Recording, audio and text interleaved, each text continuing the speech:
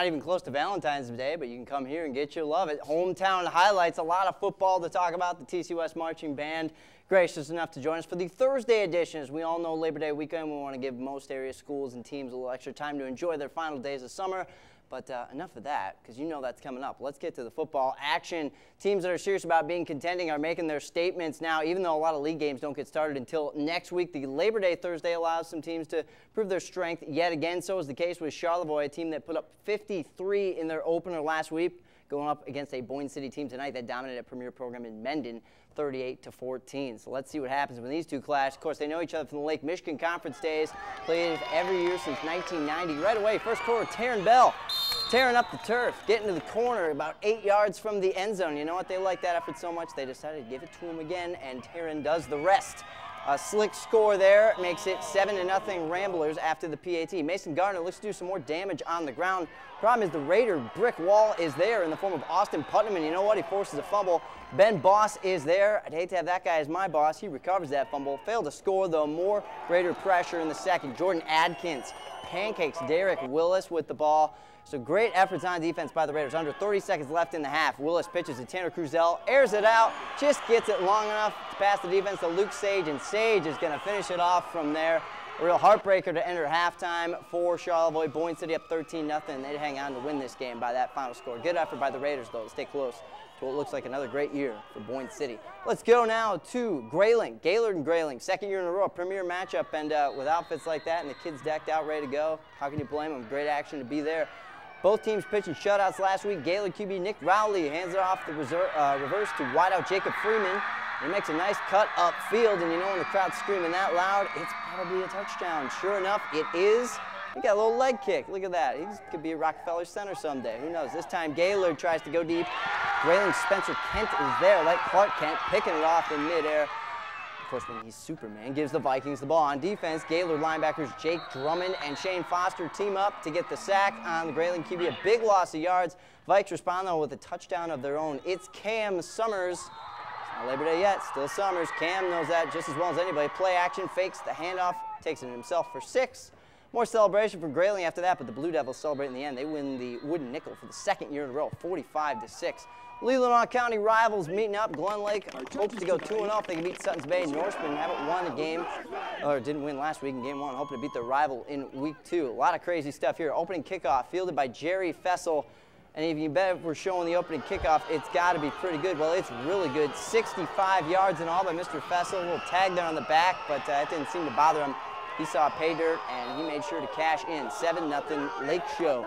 Norseman on 4th down. This is kind of an interesting play. Jack Pash pretends he doesn't know. He runs to the sideline, throws off our camera guy. He doesn't really know what to think of it. Norseman snap it.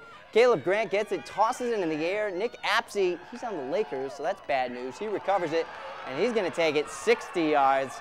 So the Lakers were on the prowl to start this one, 13-0 after the missed PAT. Less than a minute left in the half. Similar to the first highlight we showed you with Boyne City and Charlevoix.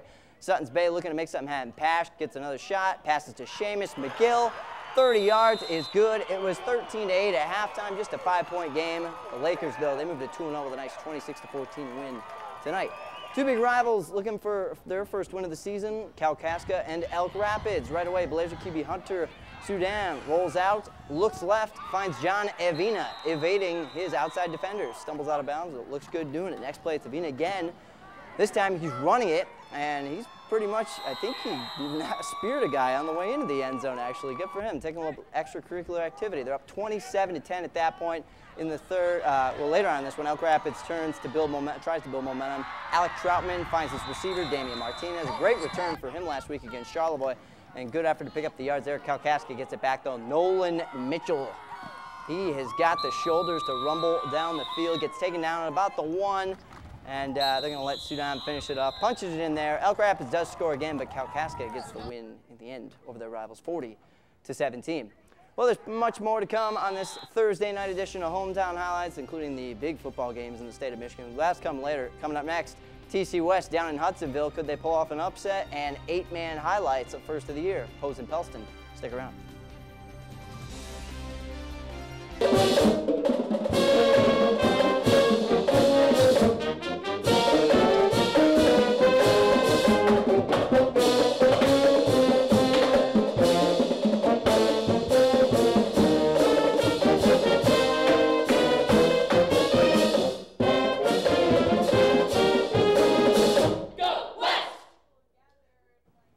Titan Marching Band in the house. And speaking of the Titans, it's hard to find a program that schedules tougher opponents than Traverse City West. Give it up to Coach War. He'll play anybody to get his boys ready for his Big North Conference schedule. More importantly, get them ready for a spot in the Division I playoff bracket. They fell short down in Midland last week, 42-11. On the road again this week against the big one, Hudsonville. The Eagles beat them last year at Thurlby. So let's see what the Titans have in store. It's an early score. Carson Rosa to Isaac Flores.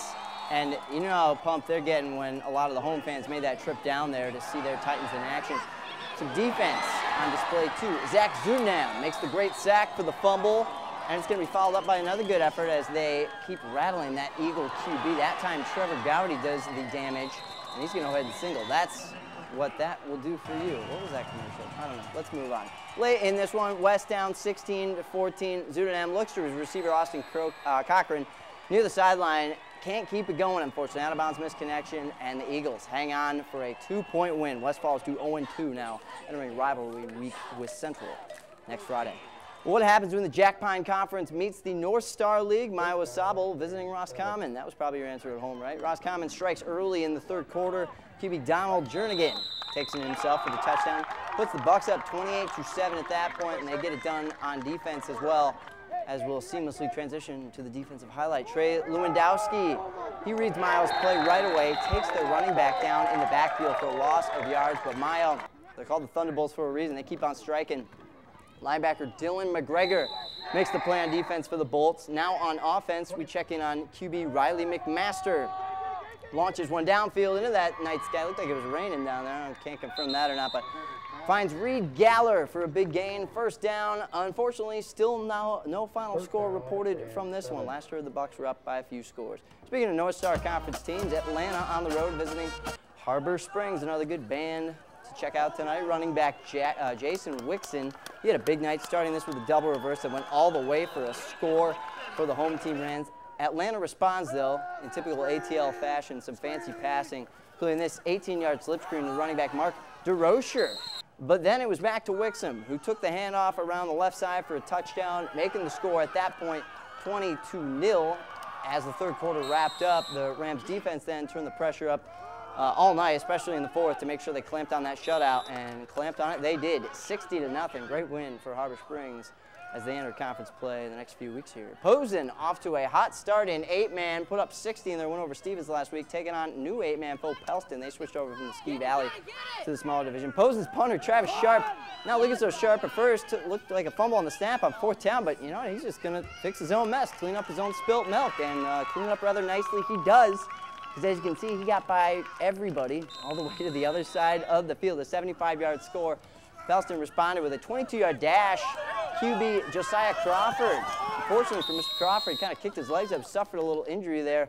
Hopefully he's not going to be out for too long. He's an impressive athlete on the field. The Pelston defense then had spots of success. Linebacker Daniel Stencil. Stenciling in that one, bringing down Nathan Mulca, but the Vikings spent most of the night running up and down the field. Evan Schuch takes the toss all the way to pay dirt, and Pelston just couldn't get out of their own way. Toss for running back Wingish Craven bounces off his back, is recovered by Posen and route to a 62-0 loss tonight. At Hometown Highlights, let's check in one more time with the TC West Marching Band.